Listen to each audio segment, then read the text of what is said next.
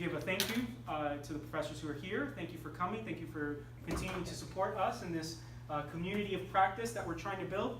Today's session is going to focus pretty exclusively on discussion-based learning and how we can implement that within an online modality, right? I'm sure everyone here is pretty familiar with discussion boards as a tab within Blackboard, but there's a lot of different ways to approach discussion-based learning that's not necessarily right through that tab. Now, I did share a research article, and I want to apologize because I had read through this research article and then read the conclusion and was like, not really worthwhile. Their conclusion just essentially said it's really hard to measure learning outcomes through discussions, but we tried. So I want to apologize, but at least it gives a look. This research article was based from Israel, so it kind of gives us a look of what other countries are doing when it comes to online learning. At least it gave us that introspective look, or broader view of online learning in the world. It's good to have that because I didn't read it before this session, but I am going to go back through these materials. So even with your forewarning, I will be Thank you. glad to read it. Perfect. and one thing that I did capture from this research article that I think is a good theme to base this foundation of this discussion is going to be the community, right? What's the point of discussion boards? Is it for a grade? Is it for points? I kind of want to change that framework. A discussion board or discussion question should be to create a community, to create a discussion, to have a debate, to make us uncomfortable because someone's taking a different path than we are or a different viewpoint than we are. It shouldn't be one right answer, right? It should be ambiguous. Funny enough, apparently, to kind of enlighten you all on what's going on in the greater university sphere, the provost has tasked one of our academic units or one of our units on campus connected to IT to start implementing discussion-based learning in face-to-face classrooms. So the basis of all this comes from the Harkness method. Specifically, the Harkness method comes from a pretty reputable boarding school. I don't know if anybody's heard of it, Philip Exeter Academy. And they pretty much originated this sort of methodology, but if you have any background in religion, you probably know that the Quakers were also very well known to have sort of this discussion dialogue style of learning, so I don't want to just credit this one academy to creating something that was also done before. Right now they're at the center of Harvard's legal dispute. Do you know that? Because this academy? Well, they're not at the center, but they're involved because Harvard, there's a lawsuit by Asian Americans that Harvard has discriminated against, and Harvard is now having, this is distracting you, but in case you want to, Harvard has had to generate a lot of data about their admissions, and what was discovered, not surprisingly, is that there's a small set of schools, including Phillips Exeter and a number of others, who virtually have a subset of places for admission at Harvard. And the question is, Harvard has a defense of it, but these are extraordinary prep schools, as you know, up on the East Coast. Yes. And a disproportionate number of those students have got admission to Harvard. And many of them do it on the merits, but the question is, are they over-favoring? Phillips Exeter is one, and there's a couple of other. There's a subset of the most exclusive Northeastern schools, which do give a phenomenal education. But their question is, some of the kids are what they call legacy applicants, and so that gets controversial. And this still sticks to the theme because it's a great discussion, right? We can have a great talk about admissions and elitism and things of that nature. But I do love that UM I think does a pretty good job at providing access to a lot of students and especially the Miami community as a whole. And a lot of first-generation students here sometimes, and especially with the BGS program, if you teach, and you're teaching adult learners, some of who might be the first in their family to graduate college. And this method, and probably what Harvard values, is it causes the students to critically analyze and critically think. It's not you, the professor, is the end-all, be-all of knowledge. Students know that they have to contribute to the world of knowledge as well, regardless of the topic. And so there is a provost initiative to try to implement this sort of methodology within our face-to-face classrooms. What's not being discussed, and what I want to have the conversation of, is how can we have the same approach within the online modality? How can we provide that sort of environment where we're allowing students to add to knowledge, not just regurgitate knowledge. So fascinating academy, and I did get some tidbits of information from looking at the website. One was this particular quote that I want to share with you. It begins with a question, a moment of anticipation and contemplation, then together we lead each other to places we never could have imagined. I do not want to question the merits of a PhD and what it's done and your expertise, but we all know that knowledge evolves, right? It doesn't stay stagnant, it doesn't stay in one place, it keeps growing, and people keep adding their story into it. And I think this is the way we need to look at discussion board questions. Are students able to draw on their own experiences from the question to answer the question? Are they able to take a stance from one place to another to get there, to answer that question, to address that question? So those are the things I think me and my colleagues were going to kind of talk about a little bit at length. Ariella is going to talk about different ways to think about how you ask questions and what sort of thinking you're creating when you're doing that.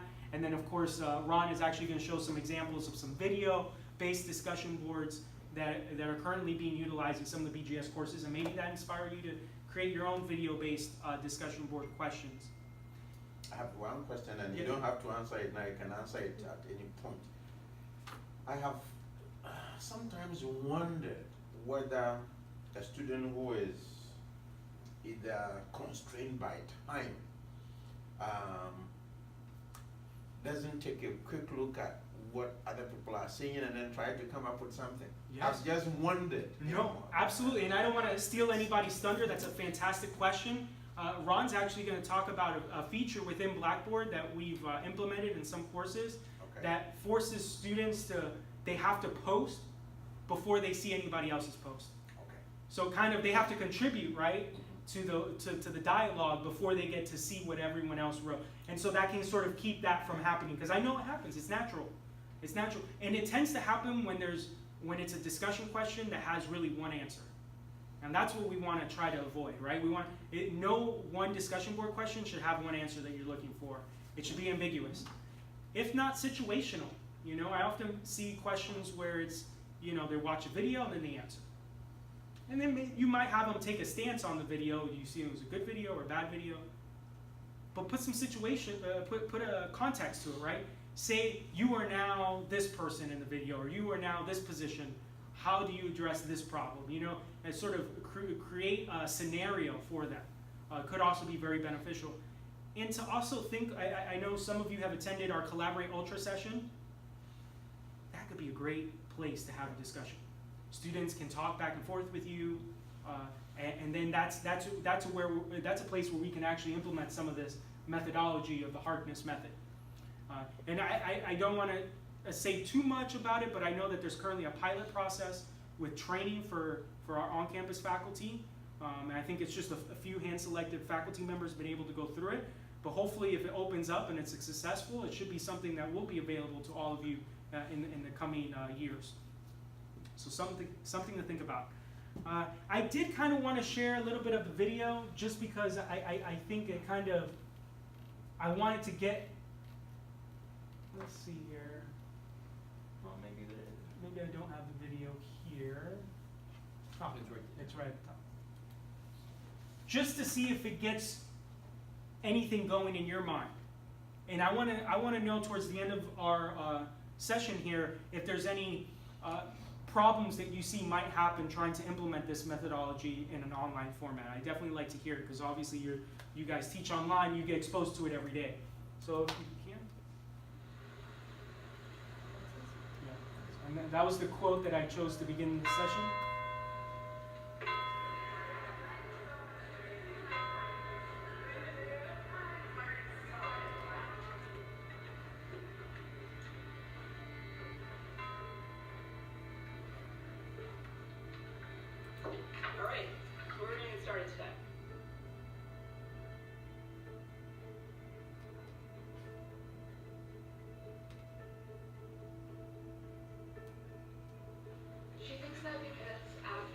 Revelation, it talks about how there was a long period of time where he did not get anything from God. Nor attention that allowed him to use his poetic skills to actually convey his message. But are these his words? Why is it that she says that you must have come to hate you? Well, I think it's because they took him to Waterfall right after the revelation. So he must have been really frustrated, ashamed in a sense that he was associated with these people that he thought were charlatans. It's kind of exhilarating in a sense. As you become more familiar with Harkness, you come to realize that learning from others rather than just one person or from yourself allows your mind to be able to explore rather than just accept. Nearly every case, yes. The students around the table are all teaching each other all the time. Wow, right, that's a lot to ask. But at the same point, if you put good people together, amazing things happen. In all honesty, I remember going home and being like, I don't know how I can do math like this. You kind of get excited. Our teacher had given us the tools, but then we were actually the ones who found the answer. I didn't go to a school like this. I had great teachers, don't get me wrong. Absorbed, read all this stuff, and spit it right back out exactly the way they wanted me to, and then 6 months later, nothing. That's not actually why I'm here. I'm not an expert trying to teach you what happened in the past. I'm here to try to foster an environment where we're going to sort this out together. It's in the silences where you find points of reflection, where that process starts to develop and you start to unpack a little bit more of who you are. The table's made out of wood. It brings us all together. We're all facing somebody, so you have to make eye contact with someone, you have to talk to someone. I gained the skill of listening, truly listening to somebody. I have Mr. Aaron, and we're doing creative writing. And dude, one of the funniest exercises we did the other day was we were doing this fact or fiction exercise. Alright. Okay, so that makes sense. That's 1.5 to 5 again. Oh my god, this is so cool. You have to show this to your math class. I'll show it to my math class. This is exciting. And so we basically just put this rod through the magnet one, just like floated through, and it was like, what? I think Harkness just works. Harkness works in any class, in any subject. It's more important to learn than just get something right. Thank you. And obviously they showed a lot of elements of that face-to-face interaction that we're also well known for. And the professors here, I know you guys are liberal arts professors, and I think it goes to, I think it comes natural to you to have those sorts of discussions in your classrooms, because the subjects lend itself to having more discussion. I know because I studied in the liberal arts and religious studies myself, and it allowed me to get that perspective. I had a personal relationship with my professors, and I think this can be achieved online, right? I think if we just think about it more consciously, understanding that we might have to engage a little bit more than we're typically used to in the online modality, that this can be achieved, right? Just through Collaborate Ultra. Imagine having a class and you can see your students, they can all have video cameras showing them, and you can have these discussions, you can start posing questions within your subject matter, and this can happen right now within an online classroom. So just something to think about. It's something that's going to be implemented in our face-to-face classrooms here. I want to see it implemented in our online classrooms as well. Just a different way of thinking about discussion boards. It's not about the points, it's not about the grade, and hopefully we can help students understand that. It's really about understanding your perspective and where you're coming from and sharing your story. With that, I think I've set a good foundation. We're going to get a little bit into specifics as far as questioning and specific examples that we have using videos that hopefully will be beneficial to you. So, hi, I'm Ariella. I just want to talk to you guys about the different aspects you want to consider when you are creating your questions for a discussion board. So for the first one, let me get this marker. It's going to be, what do you want your students to know? What kind of thinking do you want to promote with your questions? So there are 3 different types of thinking. One is convergent thinking, where you ask your student, okay, it's based off of what do you want your students to recall or be able to recite this information? So these kind of questions usually involve why or how. An example of that would be, how did the detective, or why did the detective arrest the mother in the case? So these kind of questions you want to stray away from for this discussion boards because they don't really promote conversation. It's best utilized with your written assignments, your exams, and your quizzes. So I'm just going to block this one off here. So the next two ways of thinking are the ones that we want to actively promote, which are divergent thinking and evaluative thinking. Evaluative. Okay, so for divergent thinking, it's where you have your students show their creativity through their responses. So an example of that, just to give you a short scenario, would be, let's say in a story you have these two friends, they've been friends since childhood, and their names are John and Paul. And you have, and John tells Paul, like, hey, I'm going to go and rob a store in a couple of days. A question that could come from that scenario is, if, say that there's the night before the robbery, John comes up to Paul for advice. How would you go about dissuading Paul to commit the crime, from committing the crime? So for evaluative, it focuses more on having your students being able to defend and justify their reasoning or their points of view. So these are best served for your debate questions. So an example of that would be focusing on the context of Macbeth. It could be, was Macbeth's descent into evil a matter of free will or fate? And what you could do is you can divide the students into two groups, A and B. One side is going to be for fate, the other side is going to be for free will. And you can have them have discussion. Through that, they could learn from each other and consider different perspectives that they wouldn't have considered otherwise. So the second aspect you guys want to focus on when you're doing your questions is, how are the students going to be able to connect what they're learning to the real world? Because the adult theorist called Malcolm Knowles, he found that education or knowledge is more meaningful for students when they're able to draw upon their past experiences or if they're able to relate it to the current experiences. So a great example of that would be if you guys were to do a case study with your discussion questions. So I took a freedom of expression class when I was going to the University of Miami.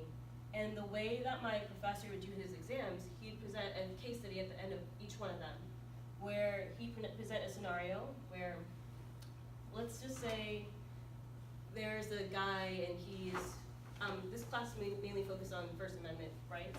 So there'd be a guy in a neighborhood with Nazi memorabilia, and he's talking to a group of people, inciting, he's using hate speech in his way of presenting. And he called for people in that crowd to take action against a minority of people. So he would have us, he'd give us the role of the judge, and we'd have to determine if his type of speech was protected or not, and then back it up with why in the different case examples that we have in the past, like you could use Brandenburg versus Ohio to back up your reasoning. So that would be a great example of how students could see how their knowledge could be used in a real world example. And so finally, I want to talk to you guys about open-ended and closed-ended questions. So you never want to use a closed-ended question where a student can just answer yes or no, and that could be it. Because with that, you're not going to get a conversation, you're not going to get a discussion. So you want to go for more open-ended questions.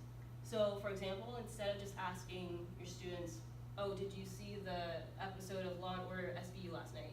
You want to ask them, what was the most shocking aspect of last night's episode? And from that, if you want to promote even further discussion, you could, if the student answers, oh, the most shocking aspect of last night's episode was when Detective Elliott used excessive force with the criminal and complicated the case even further.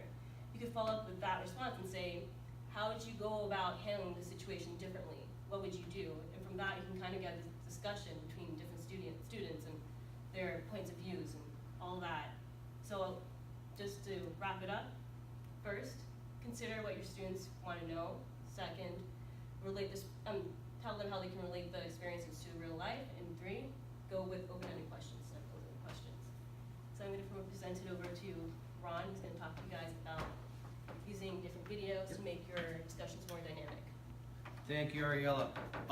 Just like she started touching on the point of, did you see last night's episode of SUE, and can you answer these questions? Well, I actually want to show you some examples of some courses that we have that have put some of those ideas and thoughts into practice. So make sure I pull up the right one here first. Actually, I'm going to go with this one first.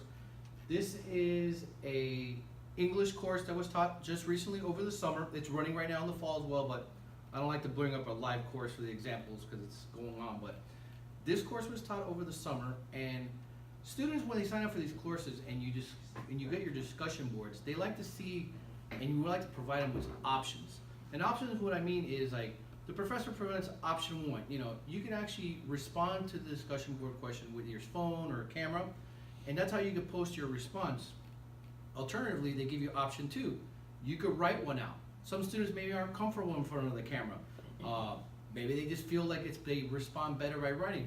But the point is, the professor put the same question out there, and you have the ability to answer it in multiple ways, either using multimedia, using just a text version of it. So, for example, right here, I'm going to go into the actual discussion board question that the students responded in.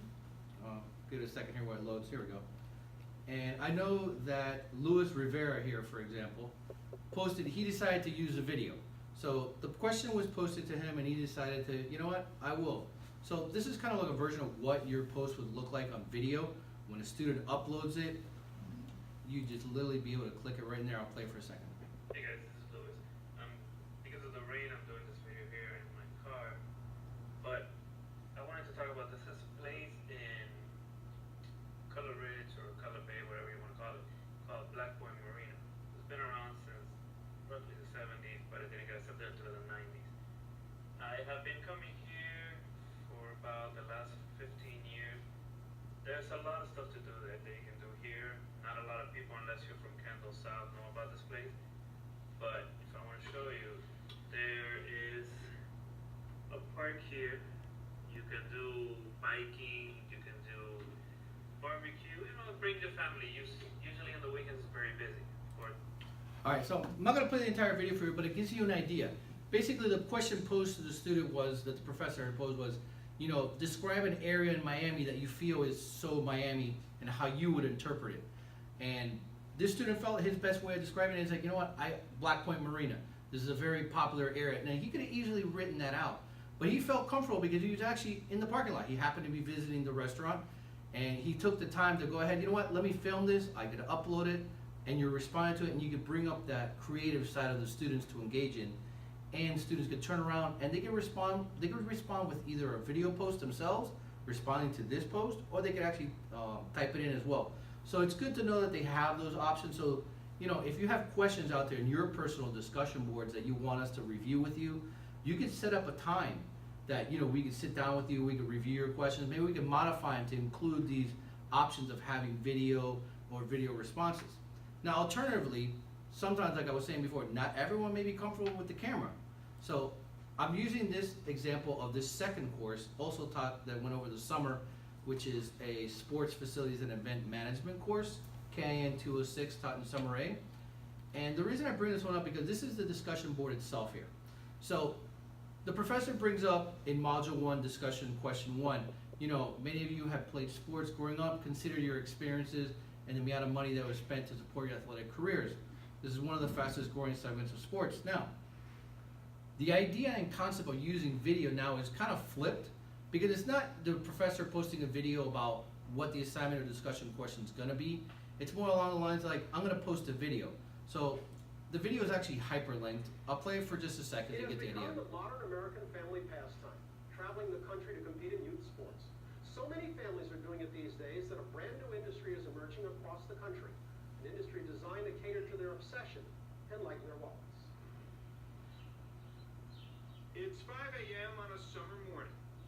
It's time to get up. Brush your teeth. But at this home in Northern Virginia, it's time to wake up and get going. Angie Coe and her family are packing to leave town. Now, I'm going to pause it right there for you. Well, the interesting part is, obviously they put in a link for the video to go ahead and go watch it. But in addition, they went ahead and put an article in as well, so we linked it. And we won't go into detail into the specific article, but the point is that you're providing multiple forms, like you have your video, instead of just having a post of yourself or the student responding in a post, you're sending the student out there and going, listen, go out here and read this article that pertains to this. Also, go ahead and watch this video pertaining to this discussion board question. And then at the bottom, we go ahead and answer the following questions.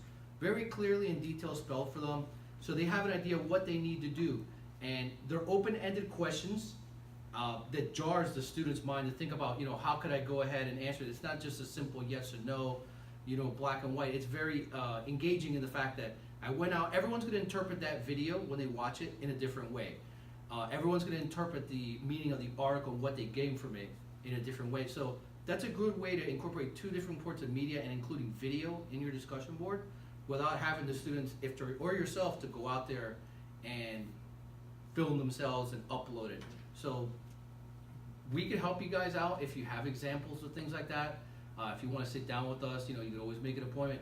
Now, little promotion here, if you are interested in making a nice video of yourself in a discussion board, Byron can set up a date and time that he could go out there and meet you anywhere on campus, maybe your office, wherever you'd like, and he could definitely do that for you because he could do a nice video. You could pose the questions, the open-ended questions to your students, and he'll be able to edit them, and then we'll include them in and embed them into your course itself. With that being said, one of the most interesting things that, and this is, I believe Professor Baca had brought it up earlier, what can we do to make sure students aren't just reading everybody else's answers, you know? And one of the things we like to do is, like, when we go into the options setting within edit the forum within the discussion question itself, right there on forum settings, right here when I'm circling around, participants must create a thread in order to view other threads in this forum. So we click on that, and we highly suggest that if your courses are set up in a way that are not, and they're just in standard view, we could go in there, if you'd like, and just let us know. We could go click that option for you, and we would hit submit. And basically, like, it pretty much says what it says. Students can't just go ahead and read the discussion board answers to everybody else and be like, well, that sounds pretty well accurate, I'll just change a couple words and that's what I'm gonna respond to. They're gonna have to come up with something unique and actually go in there and answer it, because they're not gonna see everybody else's answers or the thread. So just a couple of things to just throw out there for you. Videos of having them post to themselves, or you providing links. It's just the idea and the tool of having that. Yes? Yeah, I think that's a great idea, a great mechanism. I would want to use it. After their first entry, let's say they post something, then they have access to what other people have posted. That's correct. Okay. And that applies to every single question. It's not like you just posted module 1 and then you can see the rest of the semester. It's every module that within, wherever there's a discussion board question, they have to participate and submit an answer in order to see everybody else's responses. So, like I said, I open up the floor at this point because those are the 3 things I did want to cover with you guys. If you have any questions, if you want any follow-up, please. Yeah, you know, and let's open it up in the spirit of discussions and discussion boards. Let's open up to hear some experiences, and maybe you have some horror stories that you want to share with us about discussion. Like, typically, what is the level of quality that you find in your discussion boards? Is it a high level, low level? Does it depend?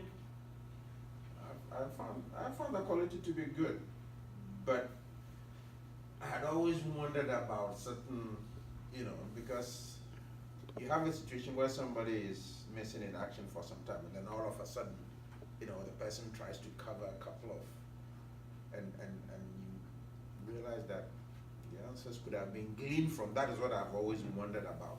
Yes. You know, the person who doesn't have time and who is busy, and you know, so that feature will be very helpful. Very helpful. Absolutely, fantastic. Did these discuss? Oh, go ahead, Edmund. The other question is, it has to do with, you know, the topic I teach is very historical, so there are poems, there are videos, but from time to time, when it's time to use it, the video is not there, because it's old, you know, the video is not there, and so it makes it a little problematic. And I'm not sure do I have to email and say, you know, we can't find this video, and If there's like an issue, like let's just say for example, there's a YouTube video that you Yeah. were using and you were basing your discussion board Yes. question on it, unfortunately when it's like an external YouTube video like that, they do tend to expire. Unfortunately, we don't know when it's gonna happen. It's just gonna happen overnight. We've unfortunately had that happen to us. Okay. Day before classes started, we've had a Yeah. page disappear. But what we like to do is like, in REL and I, all we do is like, before courses go live, we kind of like preview them. We kind of skim through them to make sure, videos are working, links are proper. But anytime that a video or a link, anything like that becomes broken, it's not available, just let us know right away. You can respond to our email to let us know, and you can include right away the link. And we'll get, if it's a YouTube video, we'll go to YouTube and get the embedded video, and we'll put it back into the course to update it, because that's an ongoing process. It's part of like the life cycle of the we can't just rely on like just carrying the material over. We always have to stay on top of the material and keep it fresh, because sometimes it does expire. Absolutely, things update. So it's just the natural course of things sometimes with online courses. But definitely let us know, and we'll do our best to update that link. If not the exact same video, it's something closely Similar. related. We have a DLI help desk email. I'm sure if you guys are familiar with it. And that email is not just like me, like we all get it. Yeah. So like if I'm out or Luis is out, she could update it, he could update it, because we all get that email. So it's kind of like we're all on the same level, and we just go in there and take a look at it. We maintain it on a daily basis. I used one or two discussion boards my first time through, which was really a beginner's time. And do you normally post a limit to a time frame for the discussion? Everybody needs to have, this discussion opens today, and people need to have contributed by such and such a time, right? Yeah, we have that set up in some courses. It's obviously at the professor's discretion of whether or not we set up.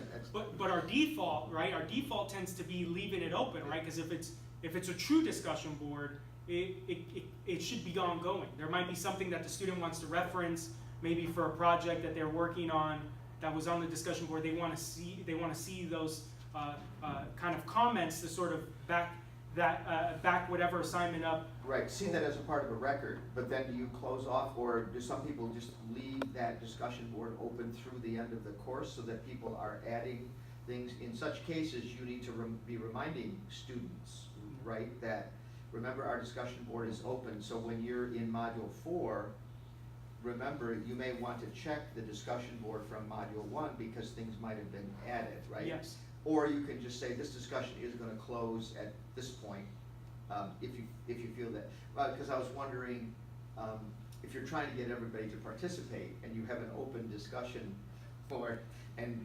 what am I say? Nothing to nudge them to contribute within a reasonable length of time. You have people who just might kind of put it off. So sometimes there's a benefit in saying only open from this time to this time. So get your comment.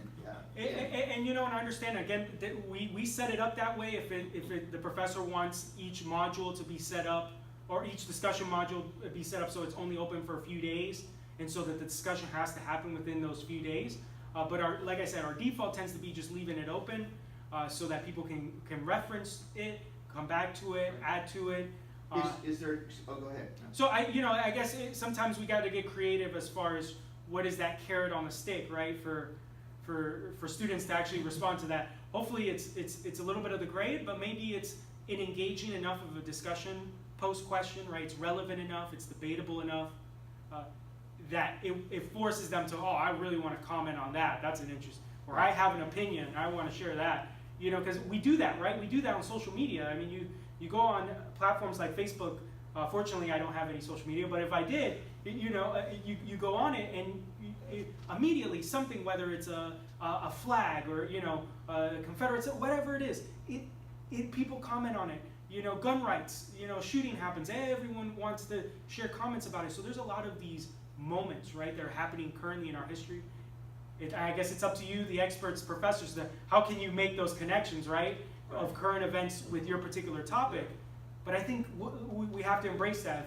I think if the question's engaging enough and is debatable enough, I think coupled with the grade, right, of participation to that discussion board, I think that would suffice as far as carrot on the stick to force them to add their opinion to to that discussion Yeah, board. you don't wanna be punitive, but you would like within a certain time frame everybody to be participating instead of having 3 people who just say, well, this thing's gonna be open I agree. sometime later on, cause then you're losing their engagement at that Yes. moment. Can you ever have a discussion that closes at a point, but then the record of that discussion is open for people to review?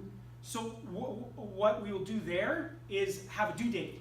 So what we can do in the discussion board is there could be a due date, but it doesn't open or close the discussion board at all. But it lets you know if someone has added a thread late. So Okay, yeah, so, well, no, then you have enough of an incentive for people not. Exactly. People get busy and don't do things, and then you've lost them. Mhm. But if you have a due date, you know that they're gonna have an incentive, grade-wise and otherwise, to actually Yes. participate at the current moment when the discussion is most centered. But then it could be left open for people to refer to Yes. Later on. No, and, that's fine. and add on. I think that's a good compromise of trying to alleviate that situation. You Yeah, can do a well- due date like we were mentioning earlier, and it'll stay open. Students can respond, like I say, like the last day of the modules open is, or technically the new one starts on Monday, so Sunday would be the last day. If they happen to respond Monday, Tuesday, or the previous module, they'll still have the ability to respond, and the threads will be It'll just be created. a post- It'll just say it'll come to No, you well, on a that's record. useful, cause then you can have it, just as if somebody turns in a paper late, you Yeah. can say, Yeah. well, but, no, that's helpful, to know. The other thing is, what was I gonna say, you want, it's good to be able to leave it, because actually, I may wanna have a discussion post. When I do the course on revolutions, I might wanna have a discussion post later on where I'm asking them to compare what happened in the revolution in France that brought us Les Mis, the Yeah. musical. There's some great stuff you can do from Les Mis. But Les Mis wasn't about the French Revolution. It was actually about a later, smaller revolution. But you might want them to compare, and if we had a discussion board on the Great Revolution of 1789, then they're looking at this one, they're looking at things from Les Mis. You could say, remember, there was stuff about this that we discussed, they can actually go back to the discussion board if it's still hanging out there for them to refer to. And you're saying that's. Yep, that's doable. That's doable. Completely Okay. doable. We just set the date up according to the semester as it plays out, either fall, spring, or summer. Yeah. And we just put those due dates. A lot of professors tend to go with closing Sunday at 11:59 p.m. The new one would start like 12:01 a.m., which is technically Yeah, I Monday. think that's what I did the first time. Yeah, Through and those- we would go with that. And one of the things you could use is your announcements page. You can send quick announcements to the entire class, and some professors have used in the past, and it's completely up to you. But some professors would be like, all right, on a Monday, welcome guys to Module 3. This week we're going to be covering the following. I want to remind you that your first post, you should make your first post on this week's discussion board by Wednesday. So then everyone Yeah. gets in and already participates in the discussion board question. And please, do your follow-up to your students by Sunday before it closes. So then it gives them that opportunity of like having a date like Yeah. Wednesday and a Sunday to Many be able to people- participate in Yeah, the discussion many of board. the people who are teaching right now do something in which they say, for example, if you have this system where until you post, you can't see the other posts. So you post, all Correct. the other posts are there. Yeah. Then say, I want you to also write at least one follow-up post.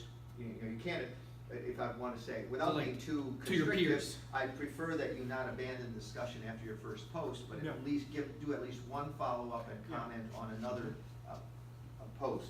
That, again, that's a requirement, but it's not meant to be restrictive. What it is trying to do is keep them involved in the discussion. Yep. So, I mean, We that's just a definitely matter can't of what add I'm those expecting to in Yeah. the discussion. Yeah, absolutely. And I think it's about 50-50 as far as how many, I think more often than not, they do require you to respond to students, and they add that requirement just so that it forces students to have discussion. Mhm. And I believe if we can go in settings real quick, if you don't mind, Yeah. Ron, I think there might be a setting, if I remember correctly. Let's keep scrolling down. Subscribe, create, edit, allow tagging. Due date right here. Oh, yeah, see that? So here, this show participants and needs grading status after every 3 posts. So that, that means, because I think in this course, they have to respond to 2 of their classmates. So having that needs grading only shows up with 3 means that they don't even show up on your grading until they at least post their initial time, which is the first time, and then 2 more times somewhere else. So that's a setting that you can add as well that sort of cleans it up on your end in the grading process to make sure that you're only getting students who have actually responded to somebody. Right. So I did want to show that because that's useful to know. Absolutely. Any other comments, stories? I mean, I think we do have this problem, right, with discussion boards where it sort of feels forced. Sometimes, like, students don't really make great comments. I don't know, what is the status of the comments that students tend to make in the discussion boards? They tend to be, at least in my course, they tend to be overly agreeable. Mm-hmm. They don't want to challenge each other. So one person says something, everybody, oh yeah, that's great. Yeah. I'm guilty of it as a grad student. I think I've done, obviously elaborated more than that was a great post. Yeah. And maybe what we can think about doing, right, as a requirement, is any comment you make on a post, you have to contradict that person. I'm just throwing that out there. What if, right? You even if you agree, you have to always come up with a counterpoint to a person. That's the only response that you have available when you're responding to something, is you have to take the other stance. So maybe setting that as the question, as the response, might fix that situation of always being agreeable. Because I think our default, right, is we want to be positive to other people. We want to make sure that they feel good, and so that they respond to us in a positive fashion. But you're right, that's not really a discussion. That's not really creating anything, and that's not constructive. And I think if you just put constructive feedback, they'd still, by default, kind of lean positive in their feedback. Maybe if we create that sort of antithesis, like you have to have the anti-stance of who you're responding to, even if you don't, maybe that might be a way to get a little bit more, maybe the discussion board will get interesting. I don't know. I haven't seen that before in an online course, but that might be a way to fix that particular problem or issue.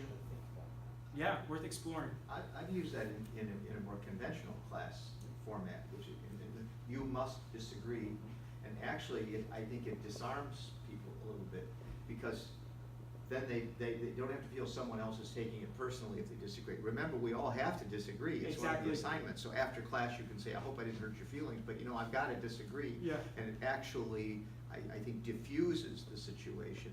And the online course, I did have 1 or 2 discussion posts because I was really a beginner with all this. I guess this is true of all classes. My experience was that it was mixed, which is what you always get. You have some students who take it quite seriously and actually write a very good post. And then you'll have a few students who clearly, for whatever reason, they're trying to get by. It'll be a quick comment.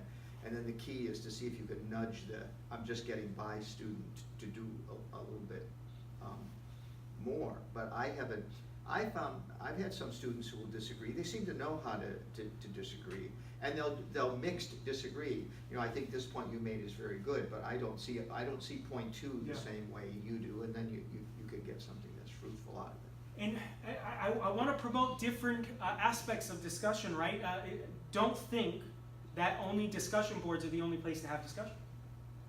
Blogs is one of the, if you were here for our last session, blogs was one of the least utilized applications within the Blackboard system, but blogs forces you to talk about your experience and how you connect to the class, and is public to the rest of the class, and can be a great way to elaborate a discussion. So like post the blog and then respond to another person's blog and have them share stories connected to your topic or connected to your subject or connected to that particular module. Might be a great way to go about it. And I can't speak enough because I know for a fact, right, that we tend to enjoy that interaction, that valuable face-to-face interaction. Take advantage of the Collaborate Ultra tool that we would be more than happy to go through again on a one-on-one basis, and have that be a stage for a discussion. Say, hey, I'm going to meet on Wednesday at 7 p.m. in the online room. If you want to have a discussion on this, you'll get extra credit, or whatever, however you want to phrase it, right? It could be voluntary, it could be mandatory. Let's have a discussion and have students video web conference you into that room and have a dialogue back and forth, and utilize that as another alternative. Don't look at the discussion board as the only option, right, of having a discussion. Use Collaborate Ultra, use the blogs, maybe use a Google Doc even, you know, where people are writing out real-time ideas, and it's a collaborative project, things of that nature. I think what's the value, right? What are we trying to achieve with discussion boards? Is it a grade? I think ultimately what we want is for people to learn from others and think differently about their own perspectives. So I think we have to keep that in mind of what are we really trying to achieve with these discussion board questions. Yeah, question in that regard. Yeah. With the Collaborate idea, even if you're doing a class session with Skype or whatever, the one hurdle that you do get, it's obviously, is you are giving this opportunity at a specific time, which means that the students have to participate at that time, and it runs a little bit against the online idea of people. Absolutely. So that has to be negotiated. I'm not saying it can't, but I think if you do it, my concern always is I have to figure out how to handle the grading and measurement of this. If there's a student who can't participate because of a legitimate conflict, then you have to find an alternative to this one session when everybody's collaborating, right? And what I see often is you record the session, right? So students who might, for whatever reason, work, family, could not make it to your discussion, make it to your session, can view the recording. And now add a caveat to that. Maybe any student who did not attend will then have to post in the discussion board after reviewing the recording their point or their point of view. And that way everyone participates. The one who have to come in afterwards, and then the ones who are there live are obviously participating, will get the grade. So that might be a good compromise to take care of that. Yeah, absolutely. And I've seen it in other classes. That's how they deal with it, right? I want to say that students, even though this online can be viewed as an asynchronous format, you know, you go at your pace, at your time, whenever you can, people still want synchronous interactivity. They want to see your face. They want to be able to ask you questions, and they want that element, whether it's coming to campus or doing other thing. You know, if you have an event, for instance, I do want to recommend this. If you have an event on campus or a lecture series, invite those online students. Even if they're far and they don't show up, the fact that they're being considered and you consider them to join you in that discussion is valuable. So I definitely want to recommend that. But that's a way to compromise the collaborative approach. I was going to make Edmund, because Ed and I are both historians of sorts. So my preference always is, well, this runs a little counter to what we've been saying, but there's an old aphorism that pooled ignorance is still ignorance. And one of the things you don't want to be doing in an online course is pooling ignorance, but that's a little overstated, but it's a very traditional thing. Because it isn't ignorance if you're coming out of your own experience, but if you're a historian dealing with a specific issue, I really prefer that discussions, it's predicated on something. There's either a video or there's a text that students have been expected to read, so that they're bringing that to there's sort of a certain measure of knowledge base with which then they can filter through their own experience and comment. I found in the couple that I did that worked best. If I said, look, the focus here is going to be Robespierre, the leader of the French Revolution, the man of the guillotine, right? But have them have something, even if it's as simple as reading the Wikipedia article on Robespierre. So they come with some, because some people don't even know who he is, and they come with some knowledge of that they can then interpret, and then there is it doesn't always have to be that way, but there is maybe a common text or two or a common video or two that unites them. I found in not every field, but for my field, that works best. Yeah, and that's the role that I think Harkness and discussion-based learning is trying to promote, right? As you, the professor, you, the expert, you're providing those contexts. You're providing the context in which they can then have that discussion and talk about your particular subject matter. And I want to point out that even in the video, right, even though the students were guiding the discussion, they had a text that they were looking at. They had a shared text. They had a shared problem, or if it's a math class, it's always you provide that shared context that then people branch out and form opinions and talk about experiences. So yes, that's absolutely your role, and I think it's absolutely essential to have a good discussion. Is you yourself have to figure out, well, what is this discussion that we're about to have? What is it grounded on? What are we going to talk about? Unfortunately, I don't think we're at the level where we can not do that, right? Where we can just meet on a collaborate session and not really have a context of what we're going to talk about and what we're going to debate. So I definitely recommend having, whether it's a text, a person, a math problem that you will be talking about and discussing. Yeah.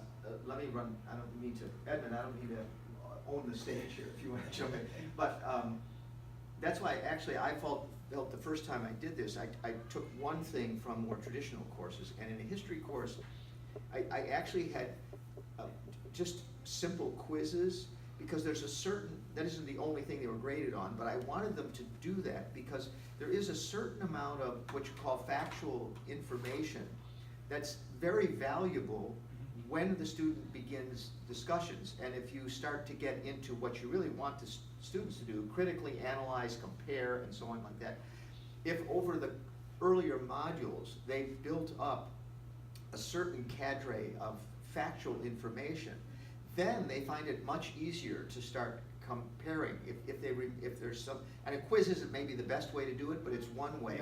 Yeah. For example, if you say, the big thing about the French Revolution is they actually executed the king. But we earlier talked about and so people say, oh my God, it's the first time a king was ever executed. Well, it wasn't. Actually, in the English Revolution a century before, they executed a king in a very different revolution. Now, those are nitty-gritty pieces of factual information, but when people know that, you say, well, what was the circumstance of the one and what was the circumstances of the other? And then they begin to understand, well, these are two revolutions, but they really were very different in certain ways. That's when I feel students are really gaining historical understanding, because they're grabbing onto factual information that they've made a part of their memory and then can build on it. And absolutely, and I don't want to focus on the sense that this is the only type of assignment you should have. Variety is key, and like you alluded to, it's a matter of scaffolding them. Yeah. Where they have to build up. Maybe the discussion happens towards the end of your semester when they've built up a certain level of knowledge and information. That way they can have an informed conversation about the topic or the subject. So definitely a great example. I think that's very important. I'm never anti-quiz, but I am anti-one element, right? If it's just one tests are the only things in your class, or even discussions are the only thing in your class. I think we have to add that variety for students so that they can engage with the content in different ways. Yeah. So great example. Complaint is too much work. Yeah, too much. Well, it's hard, right? Education's hard, knowledge is hard. And sometimes even when you do this, last we watched the video in class, Sarafina and the students were supposed to write a 2-page response. And this is to force them to think about it and write something before we actually discuss. They still go to class and some people don't want to talk. So anyway, that's another story. I think it's funny, right? We had talked earlier in this, when this session began, about the Harvard current scandal that's going on with the admissions, and how Dan, you mentioned that this Philip Exeter Academy is one of the academies that has like reserve spots, essentially within Harvard.